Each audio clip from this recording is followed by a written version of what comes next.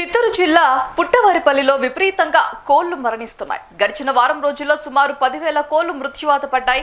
ఎందుకు చనిపోయాయో తెలియని అయోమయ స్థితిలో వ్యాపారులు ఉన్నారు.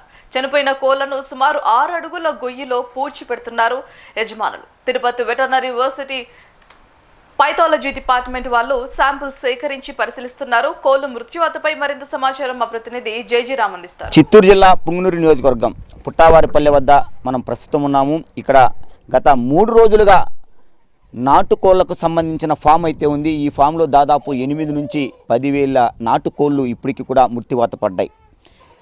మనం 2 సంవత్సరాల క్రితం మనం చూసుకున్నట్టయితే 2 తెలుగు రాష్ట్రాలను కావచ్చు, అదేవిధంగా మన పక్కన ఉన్నటువంటి తమిళనాడు, కర్ణాటకకు సంబంధించినటువంటి రాష్ట్రాల్లో బర్డ్ ఫ్లూ అనేది పెద్ద ఎత్తున విజృంభించి అనేక బర్డ్స్ మృత్యువాత పడడం జరిగింది. దాంతోపాటు పూర్తిగా కూడా కోళ్ల పరిశ్రమలకు సంబంధించినటువంటి రైతులు కుదేలయ్యారు.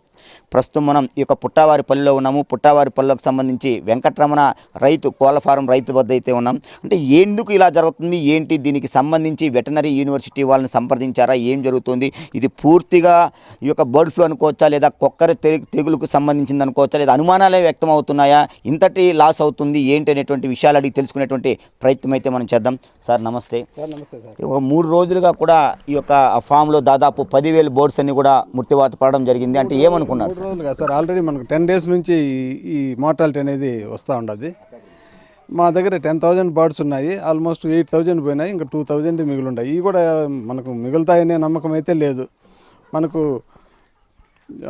మేము కూడా వెటర్నరీ కాలేజీ కూడా వెళ్ళి యూనివర్సిటీలో అక్కడ మేడం ఉన్నారు, హెడ్ ఆఫ్ ది డిపార్ట్మెంట్ ఉన్నారు, షకీలా మేడం అని చెప్పేసి, ఈ పౌల్ట్రీ డిపార్ట్మెంట్ హెడ్. ప్యాథాలజీ డిపార్ట్మెంట్కి వెళ్ళి అది మనం పోస్ట్ మార్టం నివేదిక తీసుకొని మేడం గారిని కలిస్తే మేడం గారు కొన్ని యాంటీబయాటిక్స్ సజెస్ట్ చేసినారు. అవి కూడా వాడినా కూడా ఏమాత్రం ప్రయోజనం లేకుండా పోయింది.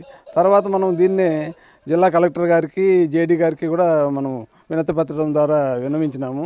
ఇట్లా హెవీ అన్కంట్రోలబుల్ మార్టాలిటీ, అన్ఐడెంటిఫైడ్ డిసీజ్తో కోళ్ళన్నీ చనిపోతుంటాయని వారు డిపార్ట్మెంట్ని ఆదేశించిన తర్వాత మన జేడీ గారు, డీడీ గారు అందరూ వచ్చి ఇక్కడ రోజు వచ్చి శాంపిల్స్ అన్నీ తీసుకున్నారు, పంపించారు. నిన్న కూడా శాంపిల్స్ తీసుకెళ్లారు. అవి బయట రాష్ట్రం అహ్మదాబాద్ ఎక్కడ పంపించాలి, అక్కడ నుంచి రిపోర్ట్ రావాలని చెప్పేసి చెప్పారు.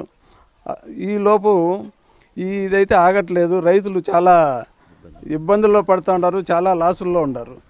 ప్రభుత్వం ఏదో రకంగా ఆదుకోకపోతే ఈ కుదేలైపోయేది కాక రైతులకు చాలా ఇబ్బంది జరిగేటట్టుగా. ఇప్పటివరకు ఈ యొక్క ఫామ్లో దాదాపు 8,000 బర్డ్స్ అయితే పోయాయి.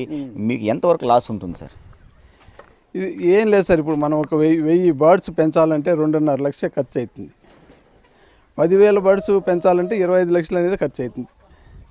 ఇక మనం ఇప్పుడు 2,000 అంటే ఇవి కూడా మిగులుతాయని లేదు. 25 లక్షల రూపాయలు నికరంగా రైతుకు లాసే. అమ్మితే లాభం వస్తుందని నష్టం అనేది పక్కన పెడితే ఆ పెంచిన ఖరీదు అంతా 25 లక్షలు లాస్ అయినట్టే. అంటే టోటల్గా ఇప్పుడు మీరు సాటి రైతులకి ఏమి చెప్పదలుచుకుంటారు సార్?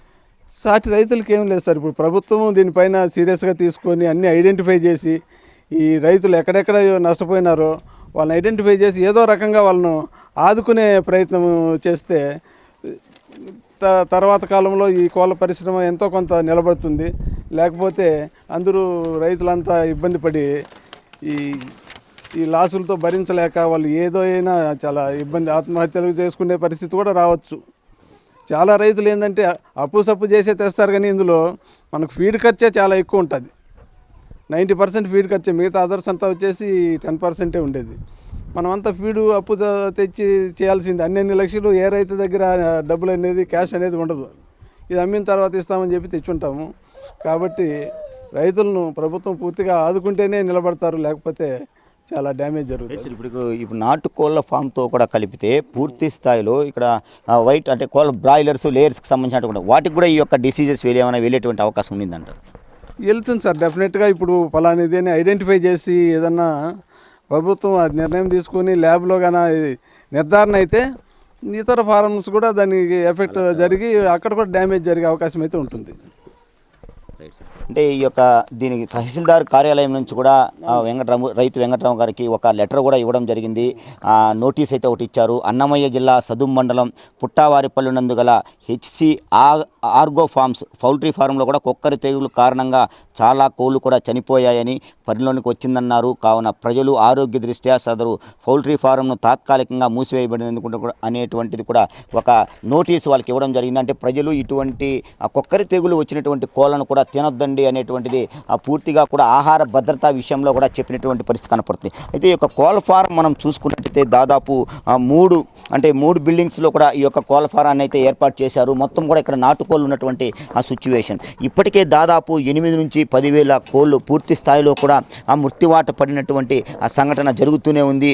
దిబ్బలుగా కూడా ఈ యొక్క చనిపోయినటువంటి కోళ్ళు ఏవైతే ఉన్నాయో తెగులు వచ్చినటువంటి కోళ్ళన్నింటినీ కూడా పూర్తిగా గుంతలు లోడి దాంట్లో పూర్తిగా కూడా మట్టితో కప్పిపెట్టినటువంటి పరిస్థితి కనపడుతుంది. ఇంతకుముందు కూడా మనం చూసాము పూర్తి స్థాయిలో ఈ యొక్క కోళ్ళను అంటే చనిపోయినటువంటి కోళ్ళను 10 నిమిషాలకి 5 నిమిషాలకి దాదాపు గంట వ్యవధిలో వందల కోళ్ళు పూర్తిగా కూడా ఆ మృత్యువాట పడేటువంటి పరిస్థితి కనపడుతుంది. అంటే రైతు ఒకటే చెప్తూ ఉన్నాడు, ఇటువంటి తెగుళ్ళని పూర్తి స్థాయిలో గుర్తించడానికి వెటనరీ యూనివర్సిటీని ఇప్పుడే మనం సంప్రదించామని చెప్పారు.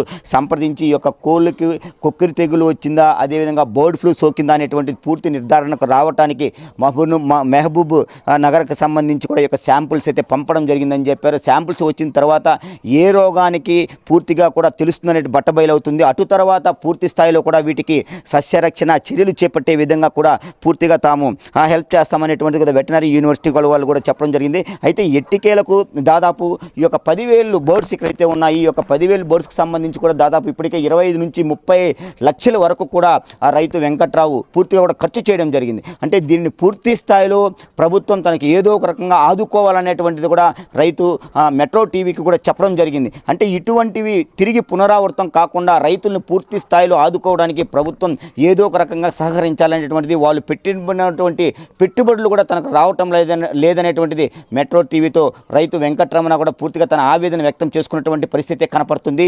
ఈ యొక్క తెగులుకు సంబంధించినటువంటి పక్కా ఫామ్స్ ఏవైతే ఉంటాయో లేయర్స్ కావచ్చు, అదేవిధంగా బ్రాయిలర్ కోళ్ళకు సంబంధించి గతంలో లాగా పూర్తిగా బర్డ్ ఫ్లూ సోకకుండా మిగిలిన రైతులు ఎవరైతే ఉంటారో వాళ్ళకి ఎటువంటి ఇబ్బందులు తలెత్తకుండా పూర్తి స్థాయిలో ఇప్పటికే సస్యరక్షణ చర్యలు చేపట్టే విధంగా కూడా ప్రభుత్వం కావచ్చు, జిల్లా ఈ యొక్క వెటనరీకి సంబంధించినటువంటి డాక్టర్స్ ఎవరైతే ఉంటారో, అధికారులు ఎవరైతే ఉంటారో వాళ్ళందరూ కూడా పూర్తిగా మేల్కోవాలనేటువంటిది రైతు కోరుకుంటున్నారు.